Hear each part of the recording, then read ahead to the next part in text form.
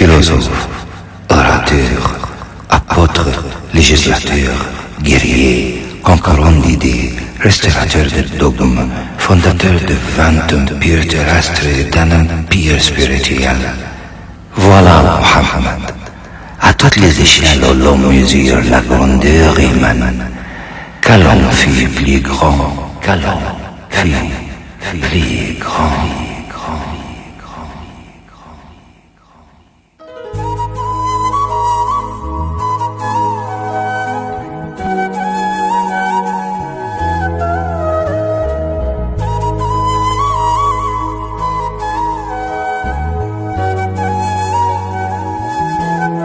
Jamais on ne se proposa un but plus sublime, puisque ce but était surhumain, s'appelle les superstitions interposées entre la créature et le créateur, rendre Dieu à l'homme et l'homme à Dieu, restaurer l'idée rationnelle et sentir de la divinité dans ce cas de Dieu matériel et défiguré de l'idolâtrie.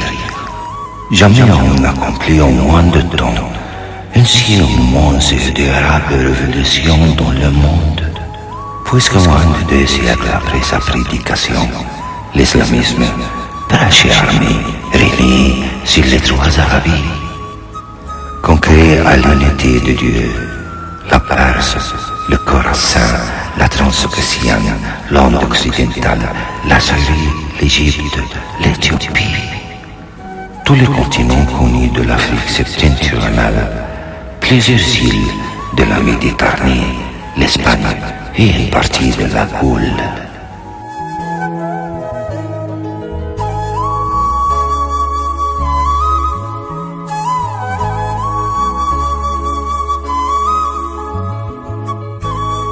Si la grandeur du dessein, la petitesse des moyens, l'immensité du résultat sont les 3 mesures du génie de l'homme, qui osera comparer au maniement un grand homme de l'histoire moderne à Mohammed. Les plus fameux n'ont remué que des armes, des lois, des empires, et n'ont fondé comme ils ont fondé quelque chose que de puissance matérielle et collée souvent avant eux.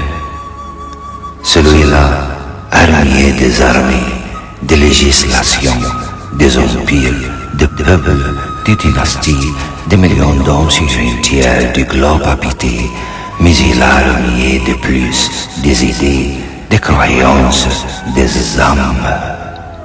Il a fondé sur un livre dont chaque lettre devenait loi, une nationalité spirituelle qui englobe des peuples de toutes les langues et de toutes les races. Il a imprimé pour caractère indélébile de sa nationalité musulmane la haine des faux dieux et la passion du Dieu un et immatériel.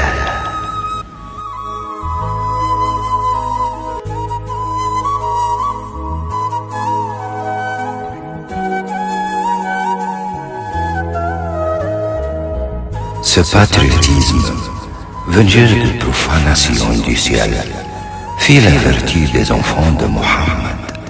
L'idée de l'unité de Dieu, proclamée dans la lassitude des théogonies fabuleuses, avait elle-même une telle vertu qu'en faisant explosion sur ses lèvres, elle incendia tous les vieux temples des idoles et alluma de ses lieux entières du monde. Cet homme était-il un imposteur? Nous ne le pensons pas, après avoir étudié son histoire. L'imposture est l'hypocrisie de la conviction. L'hypocrisie n'a pas la puissance de la conviction, comme le mensonge n'a jamais la puissance de la vérité. Une pensée qui porte si haut, si loin et si longtemps est une pensée forte. Pour être forte, il faut qu'elle ait été bien sincère et bien convaincue.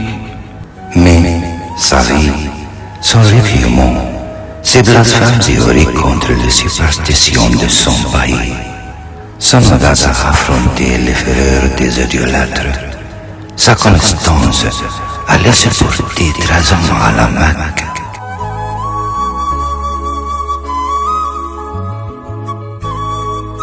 Son acceptation de scandale public et presque de victime parmi ses compatriotes, sa fuite enfin, sa prédication incessante, ses guerres inégales, sa confiance dans les excès, sa longanimité dans la victoire, son ambition toute idée, néanmoins d'un pire, sa prière sans fin, sa conversation mystique avec Dieu, sa mort et son triomphe après le tombeau, plus qu'une imposture, une conviction. Ce fut cette conviction qui lui donna la puissance de restaurer un dogme. Ce dogme était double, l'unité de Dieu et l'immatérialité de Dieu. L'un disant ce que Dieu est, l'autre disant ce qu'il n'est pas, l'un renversant avec le sabre de Dieu un mensonge, l'autre ignorant avec la parole une idée.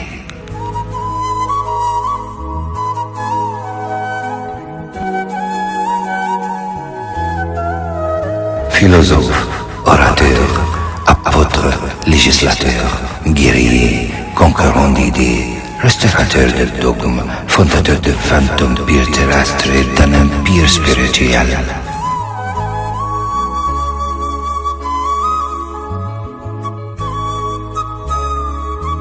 Voilà Mohammed, à toutes les échelles, l'on mesure la grandeur humaine. Quel homme fut plus grand, quel homme fut plus grand.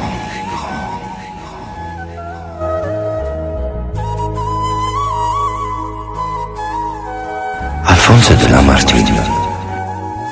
Extrait du livre Vie de Mohammed, 1853, volume 1, Histoire de la Turquie, de la page 276 à la page 280.